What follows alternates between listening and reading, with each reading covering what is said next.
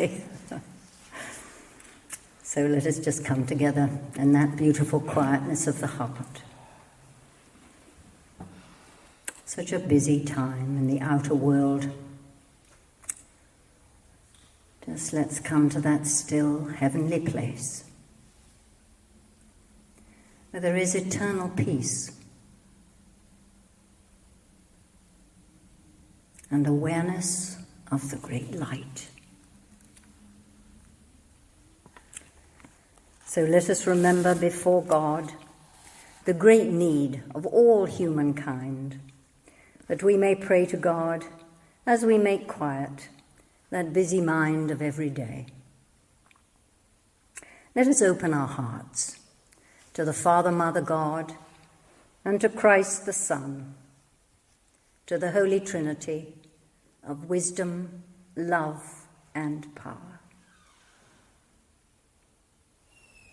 In the holy name of Christ, by the Christ light in the hearts of all people, we call upon the great angels of Christ. We feel their presence and their power, and we attune ourselves to the prayers of all men and women of good will. And being thus prepared and ready before God, with all the will of our minds, with all the love of our deepest hearts, we send forth the light. We send it forth as a great star of light, a blazing star, withstanding, overcoming all evil, triumphant over darkness and death, a star of the Christ light, with all the power of Christ within our hearts, we send forth the light.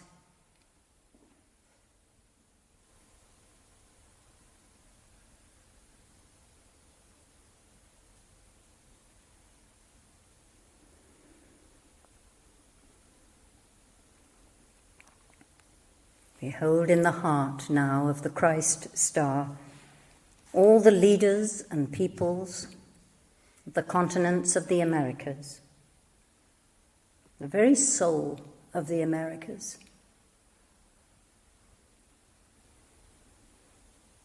May the light of the Christ star awaken the wisdom of the ancient Sun Brothers in the hearts and the minds of all the people of the Americas, to bring peace and healing to all of life. Now let us hold within this great healing star anyone known to us personally in particular need of help or healing at this time. Just let us see them illumined in this beautiful heart of love, this radiant star of Christ, whole and perfect.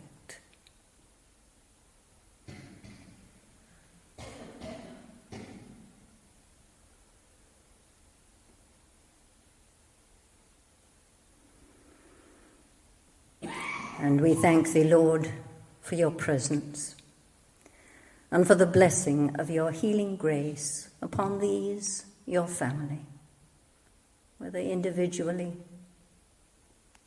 nationally, globally. The light shines.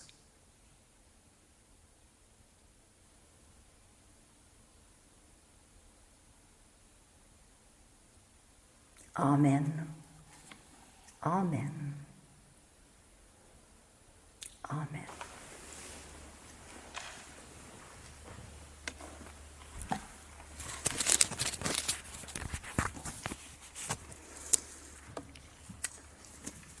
Somehow this is a very special Christmas. I think all of us, knowing this so-called global initiation, all of us personally and internationally have getting pulled through the ringer, shall we say. So there comes a time when we all need to sit back, have this remembrance of this amazing celebration of the Christ essence that's inside us. And it keeps us going, it keeps us moving forward. Ideally, of course, this essence of the Christ presence would never leave. It wouldn't just happen once a year, or just in December, or just at Easter, or just at the summer solstice.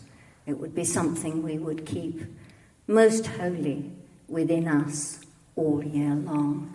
And eventually we will. We're just not quite there yet, but we're working on it.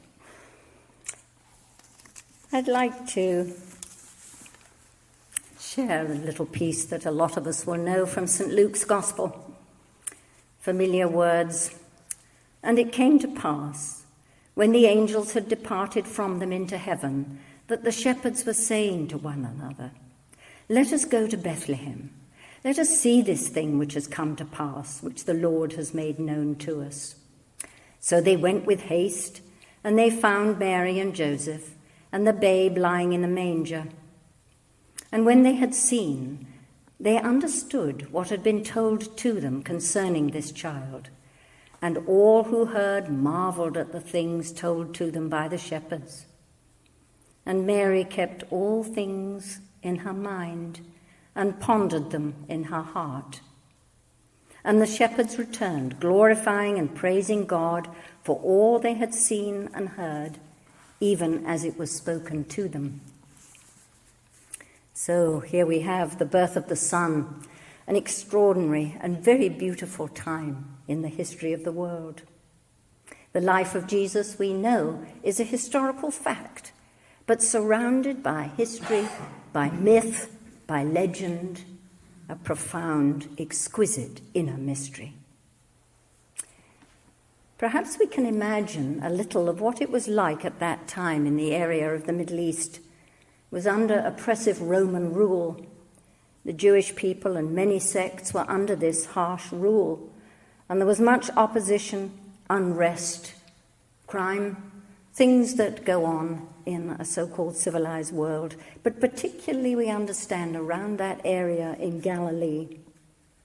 So we can imagine that when just the few began to hear a hint that there might be a special birth that was going to occur, there was some sense of hope within the hearts of the people, in a world at that time seemed very dark. So this birth held such a huge significance, for there appeared in the sky this wondrous star, the light that would lead us all home. Now, some took notice of it, and some didn't. Just as today, some take notice of it and focus on perhaps what might be out in the ordinary media, or some look a little deeper as to what this is really all about. And in those days, a few, those of simple heart and mind, did take notice, and they opened their inner ears and they listened and waited. You know, every religion or spiritual path has its origins surrounded in a beautiful mystery. And within each impulse or birth of the light, there lies another aspect of the radiance of the Spirit of God to ignite and draw home its human family. You know, Jesus didn't come to earth to begin a new religion. He brought the age-old universal truth of simplicity and humility, the ancient wisdom, the simple pathway to follow, learning to love and respect each other. Very simple instructions which we all struggle with. To love unconditionally all kingdoms of life, not just the human. For to love, remember, is to serve. Or perhaps in more modern terms, we could say, follow that golden rule to do unto others as we would wish them to do to us. In essence, what is this in one word? It's simply brotherhood, the golden rule. Gold, it's interesting how often that comes up, doesn't it? In the gifts of the Magi, the gifts of the three wise men. So it seems in this age we're all striving to learn to love and to accept each other with all our diversities, individually, nationally, internationally. But you know, that's not really quite so hard if we stop looking outside and we start looking inside and finding all the pieces that connect us, which is that lovely light, that animation. Without the light, we'd just be a heap of flesh, wouldn't we? It's the light. And it's finding that light in each other and acknowledging it, respecting it, and eventually loving it. Each true spiritual pathway or religion, is dressed in different words, different traditions and rituals. But we have to remember that those traditions and rituals and words and holy books are so precious to the ones who follow it. How much we need to have respect for other people's pathways and for what illumines them that we may find quite absurd. There is always an essence of love and truth in every pathway and those who follow it, and we need to remember. So what about this love that unites us all? We're told of the legend, story of the 3 wise men, magi, magicians, astrologers, some say, astronomers, and they had studied and seen in the sky this amazing light, this wondrous star, and travelled to the place by the guidance of the star to the birthplace of the Master. They were travelled by the guidance of the star. One of the reasons that we hold within this lodge the symbol of the star. Not only that inner guidance, but the symbol, yes, of man made perfect, but this wondrous light in the sky. Now with them, those 3 wise men brought to the Son of Light the gifts of the Spirit, which would support the journey of this Master, who'd come to earth to love and to teach. They brought gold, frankincense, and myrrh. We all know the story. We understand that gold is the symbol of the highest spiritual life. We could call it the divine intelligence. Now, all of us work with the base metal. That's really our material selves, isn't it? We're all working on it, which eventually has to be transmuted to become the highest spiritual self. The pure gold which links and responds to all that is good and beautiful in our world, in every realm of life. So we think of the gold, how precious that is, both as a material commodity and a spiritual commodity of transmutation to the highest. Now the other gift they brought was frankincense, which White Eagle tells us signifies sweetness and harmony that must be forefront in our soul so that we become in perfect attunement with the divine mind. So what does this mean? It means that we strive to transmute any bitterness, resentment, or discontent that may be within inside us, and so that sweetness takes over and gives most beautiful perfume, indeed a fragrance, which may eventually in time clothe us all, because we have managed to release all those things that no longer matter into the light and the sweetness of this pure spirit. Frankincense, if anybody has a bottle, you know it has a wonderful scent and so uplifting.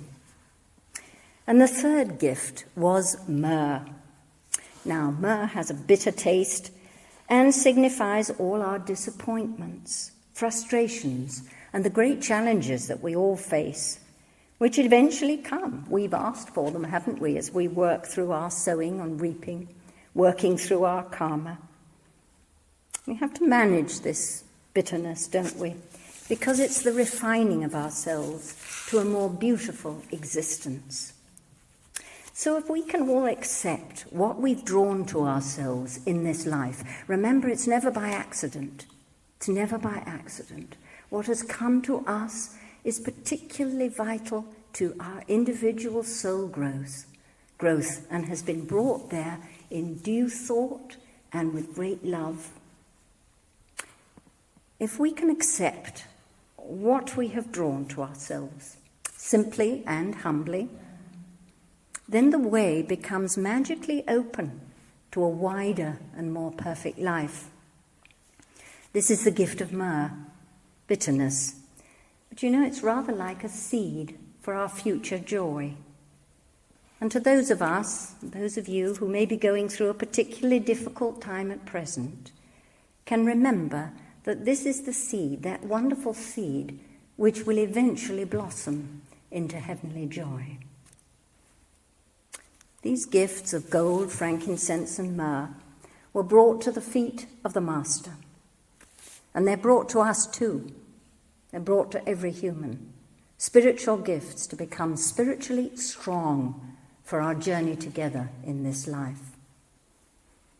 Each of us in this little White Eagle circle, each of us brings a unique gifts to the world, just as did the wise men. Christmas is all about gift giving, isn't it? And when we give a gift, there's something that flows from us far more than whatever it is we might have bought or made. How do we give that gift? We give a gift because we want to please someone. We give a gift because something in our heart stirs and we want to bless their life. So when we give a gift, when we hand that gift to somebody else, there flows through it some essence of that divine spirit of love within us, right through to the gift and into the hands and hearts of those who receive it. This is why we give gifts. And it doesn't matter the extent of the gift, the expense of the gift. I remember probably some of you do too, our children or grandchildren who've made something that perhaps is, or made a drawing, or made a little clay model of something which they give with great delight. It's not the material gift, it's the love in which it is given. And so it is at this season that we so much think of how we give and what we give. We've touched it, we've wrapped it, we've given it. And the most important thing about the gift we have given is that essence of love that it contains. We can even look further into this. Are we not then acting rather as torch bearers? We've handed a little of our light, shared a little of the light, with the person with whom we've given the gift. Can you imagine how this might be seen in the life of the spirit world? A time when humankind is giving, as the wise men did, to the Christ presence. We're handing the torch of light to yet another. So can you imagine how this is viewed from the higher realms? All this wonderful light being shared around the world. And whether it's Jewish holidays, Christian holidays, Sufi, Muslim, wherever we are, there is somewhere within their religion, within their pathway, the gift of light. And this is what we're celebrating now. We cannot even begin to comprehend the enormity of the gift of this incredible love which has been given to each one of us and which we can help illumine the whole planet. So our simple gifts to each other may hold far more than we ever imagined. We're all on a journey together, aren't we? How deeply we honour the birth of the light through the Son, through the Master Jesus. May each of us be enfolded in this love, respond to it, and take that responsibility of the torch that has been handed to each one of us to radiate it out into the world. In the words of White Eagle, your Christmas will not depend on where you are, but on what you are, and what you have of the Christmas spirit in your heart. This can bring you into very close touch with the highest spiritual world, where they know well how to worship and how to celebrate. For angels are indeed singing in the heavens, peace, peace on earth, and goodwill towards all men. Goodwill, the light of love. And so we come together as we near this Christ Mass into the awareness of that wondrous star light shining right into this little temple of the Golden Rose, right into every heart, right into a deep understanding of all the difficulties and challenges that each one faces. And there is love, which can transmute all pain. Look beyond into the heart of the star. And so we feel this wondrous light enfolding, warming, drawing us close to the Christ, the Spirit,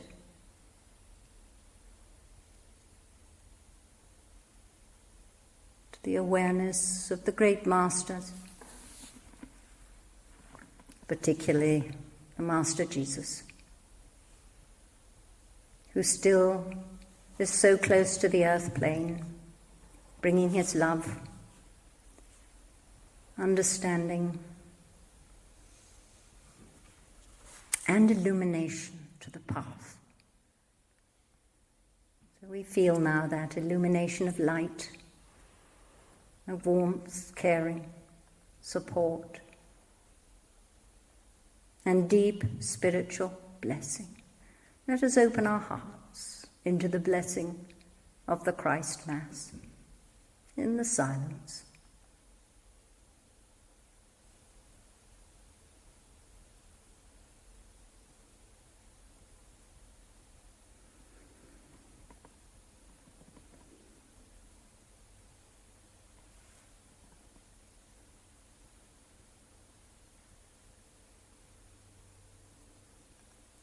And so we give thanks for this great love, light.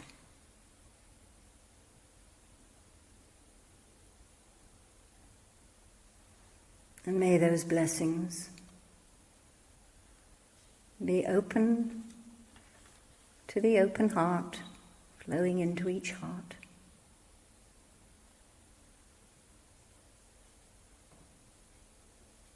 Amen. Amen. Amen. In the name of the Father, Mother, Christ the Son, the Holy Trinity of wisdom, love, and power.